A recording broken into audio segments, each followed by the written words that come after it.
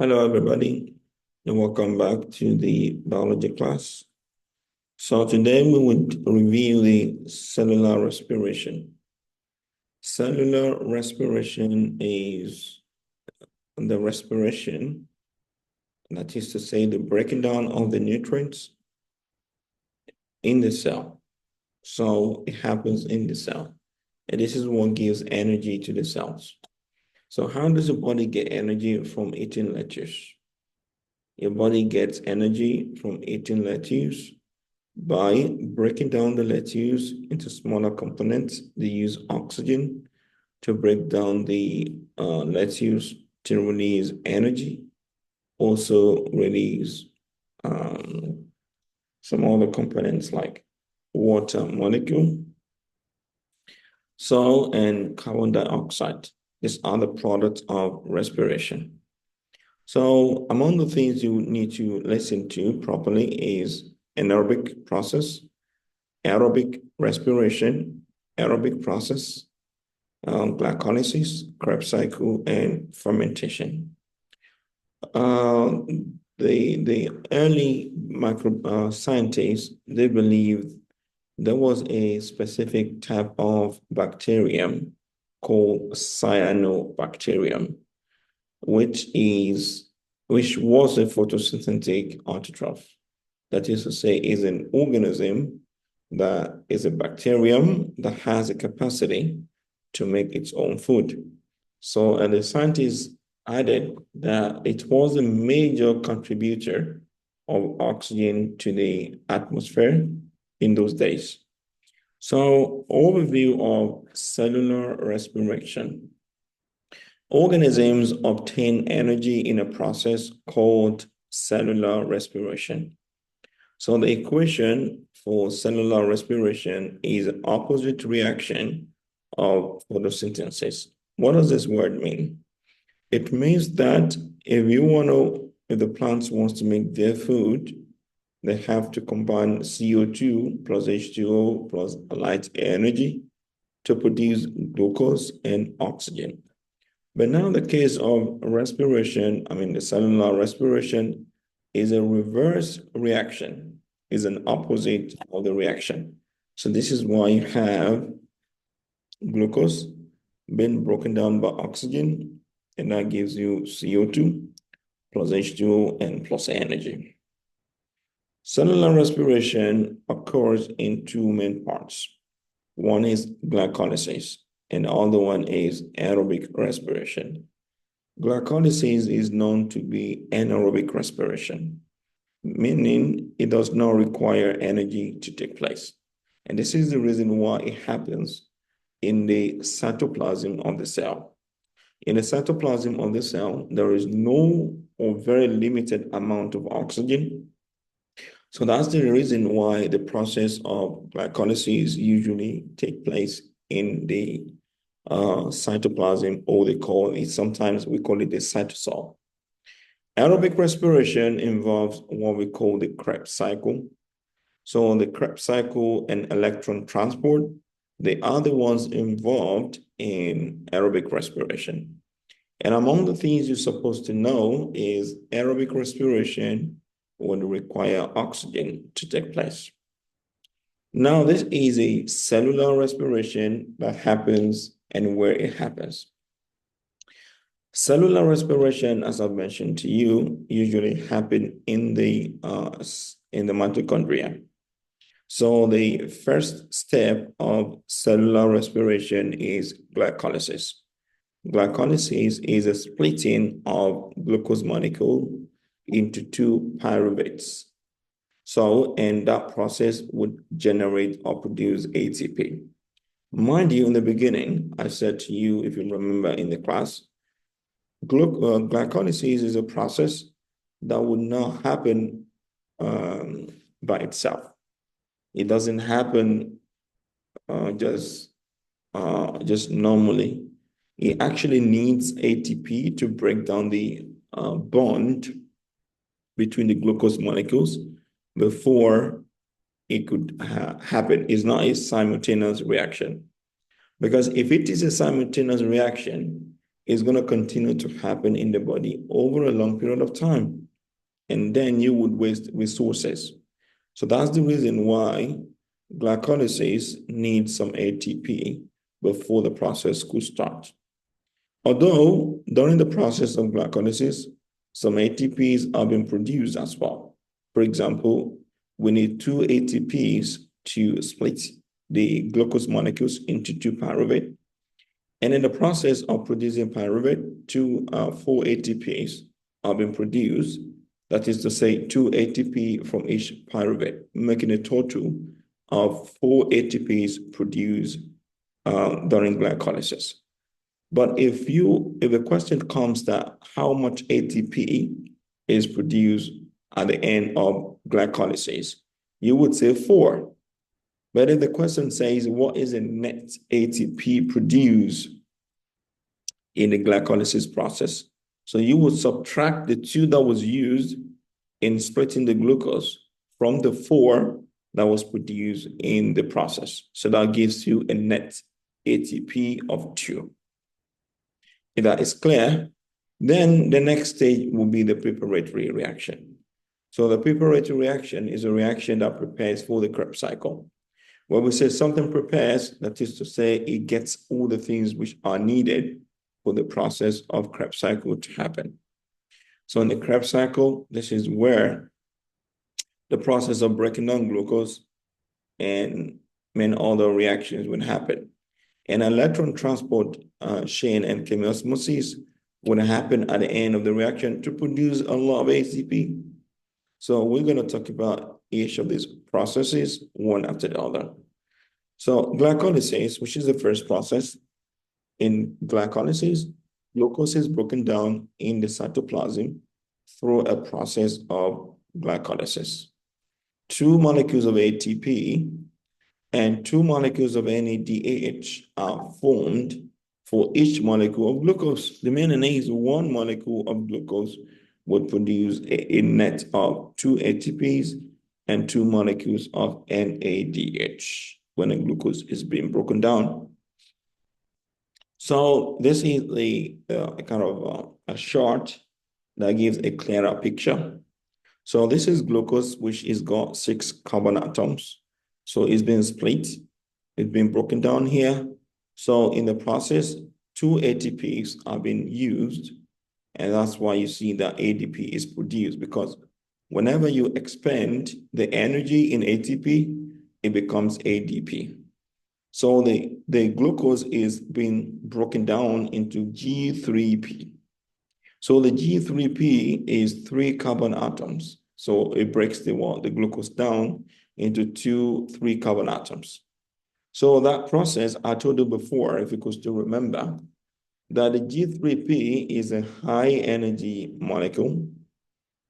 So it needs we need to generate some ATP and NADH from it before we can make it to become a simpler molecule, which is pyruvate. So that's the reason why from each G3P, we have 2 ATPs and 1 NADH being produced. So the meaning is the total number of ATPs, NADH, and pyruvate produced at the end of glycolysis process is 4 ATPs, 2 NADH, and 2 pyruvates. So, but if you want to understand it the way I said it before, the 2 ATP were used in the beginning, so you would say 2 ATPs have been produced and 2 NADH. Is that clear? So if that's understood, then we can move on to the next level, which is the Krebs cycle. Krebs cycle is a cycle where the production of the conversion of pyruvate usually take place. So glycolysis has a net result of 2 ATP and 2 pyruvate. So that's the net result. Most of the energy from glucose is still contained in the pyruvate. So most of the energy which the glucose has is still contained in the pyruvate. So there is a series of reactions in which the pyruvate would be broken down into carbon dioxide, and that is called Krebs cycle. So a Krebs cycle is also called a tricarboxylic acid cycle. So we can call it Krebs cycle, or we call it TCA cycle, which is tricarboxylic acid cycle.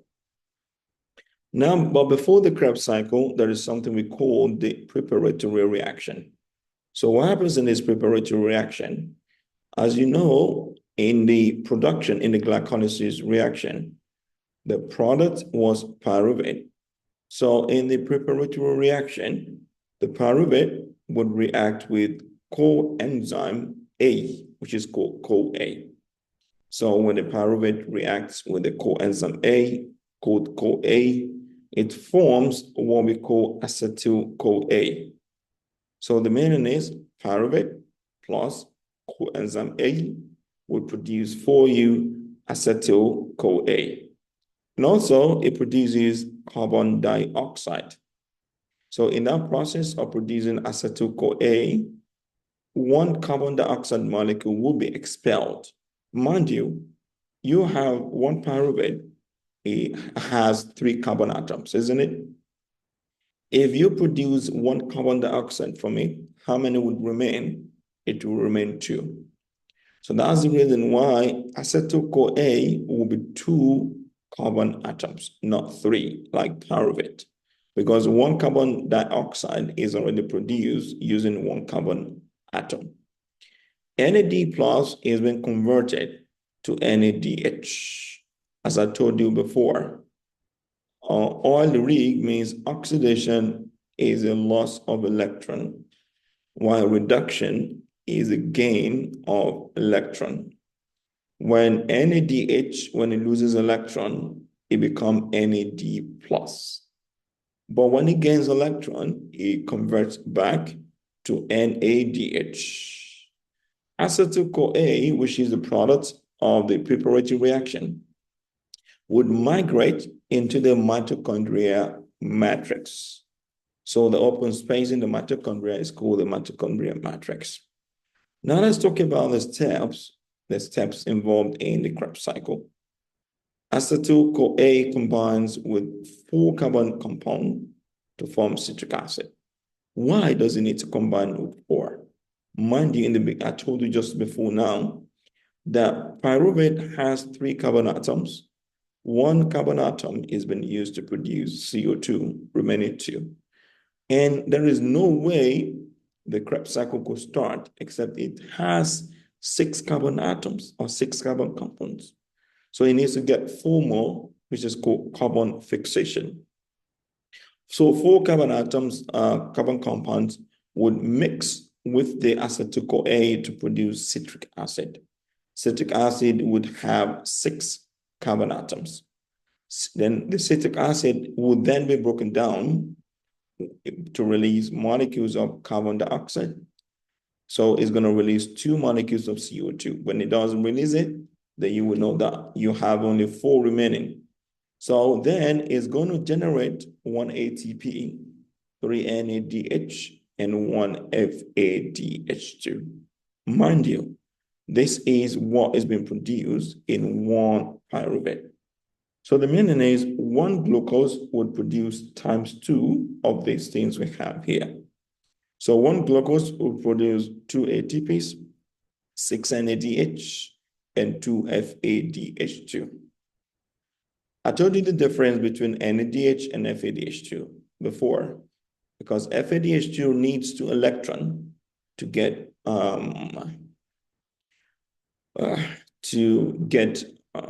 reduced. So while NADH needs 1 electron to get reduced.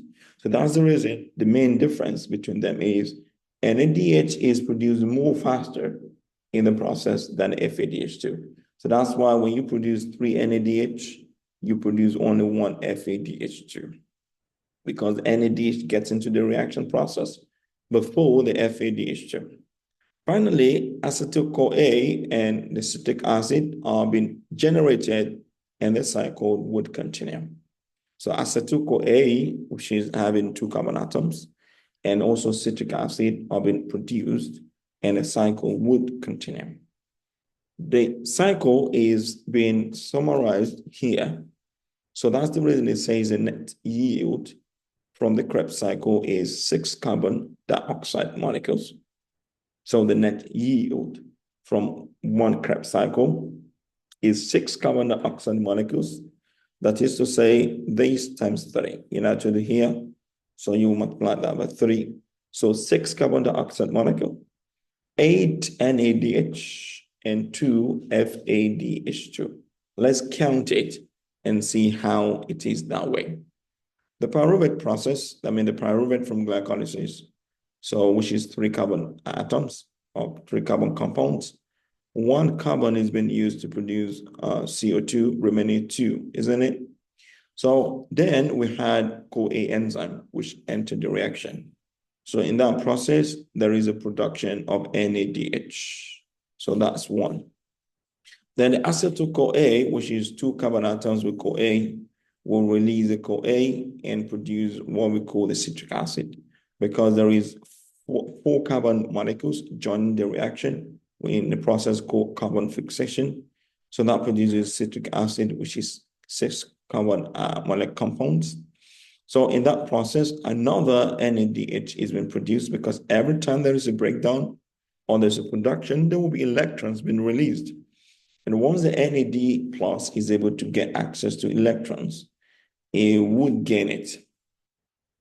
So it's going to be reduced and gain electron.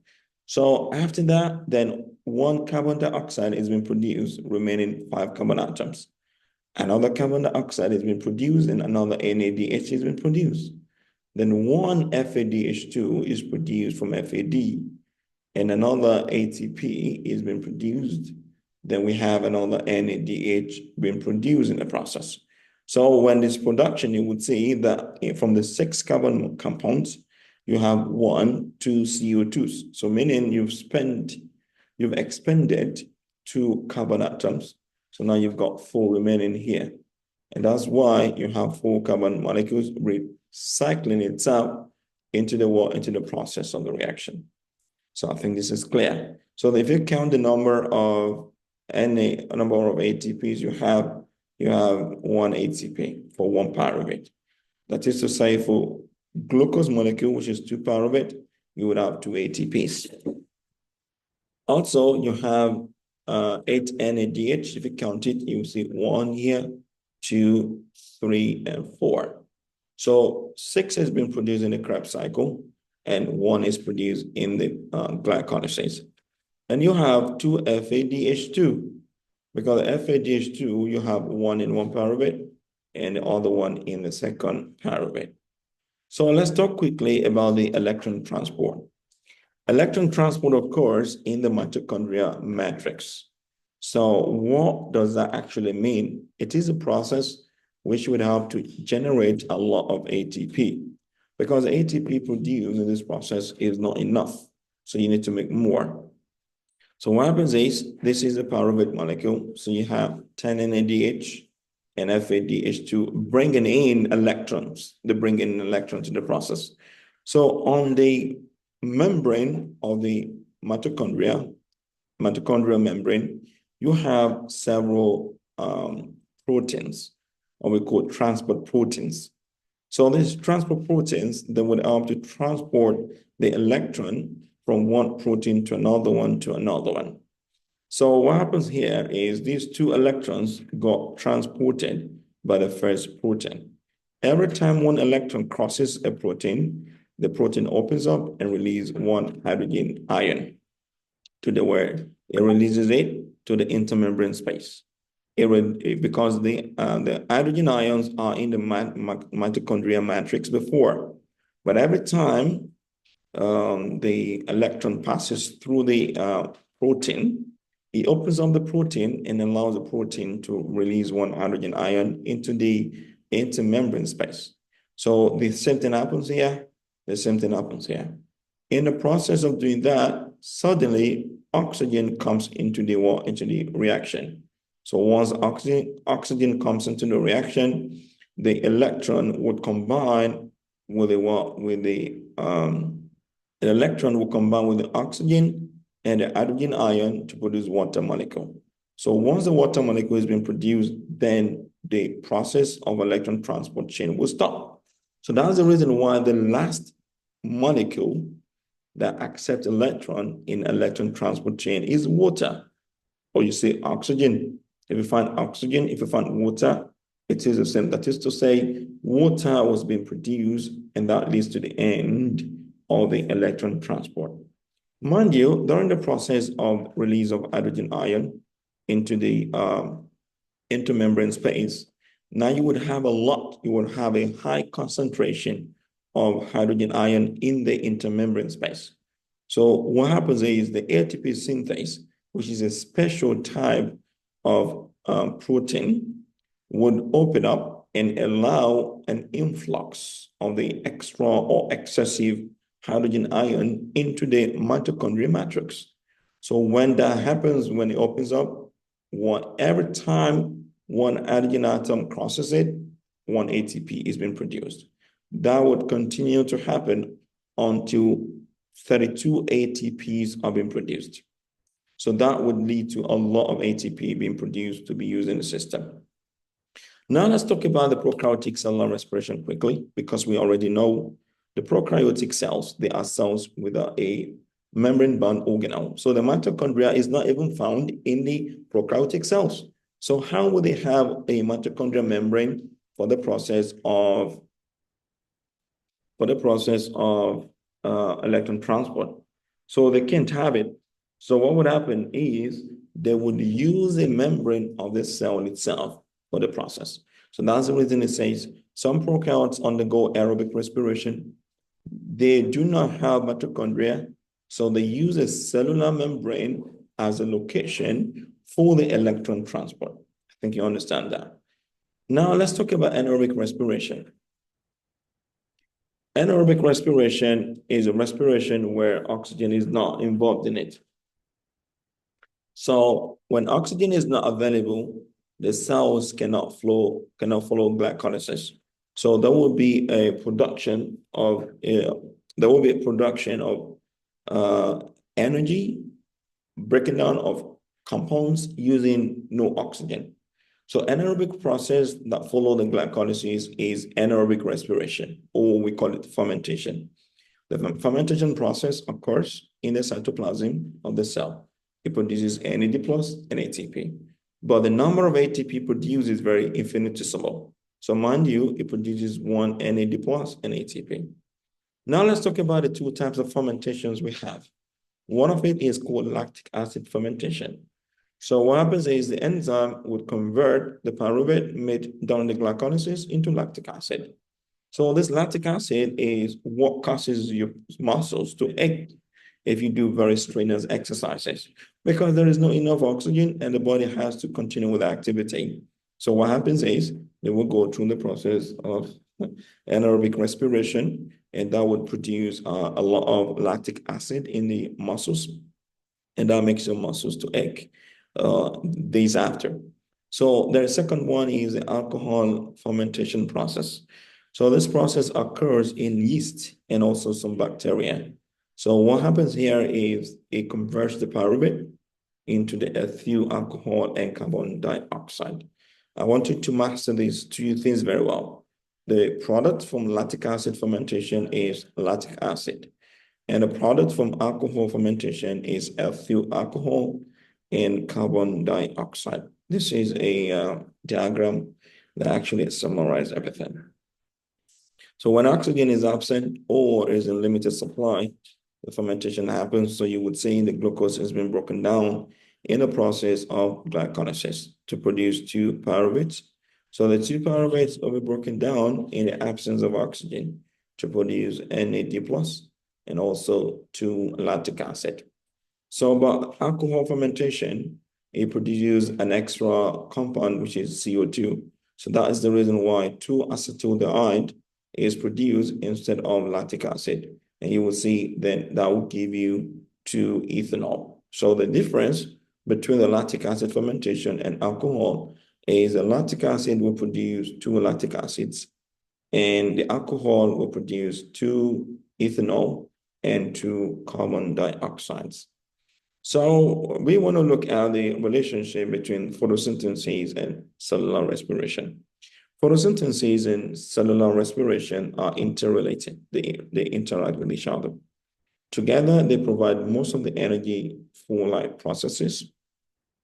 Now you would see in the beginning, you had light energy, which would strike the photosystem too, and electrons are being released. Then the electrons get carried to the photosystem 1. Then that leads to the production of NADPH, which also carry the electron to the carbon cycle. Then also we've got some ATP being produced, which would enter the carbon cycle. Then NAD plus is being produced in the process. Mind you, the process would produce glucose. This glucose would break down in the process of glycolysis to get into Krebs cycle. The product of the Krebs cycle, which is CO2 and ATP, the CO2 would go back into the chloroplast for the process of photosynthesis. So, and also the water, which is produced in the electron transport system, would go to the chloroplast to help in the process of photosynthesis. And also the O2, the oxygen, which is produced in the process of photosynthesis, would help in the electron transportation process. So this is how they depend on each other for the process to happen. Okay, this is just a revision for all of you, and I wish you all the best. Thank you very much.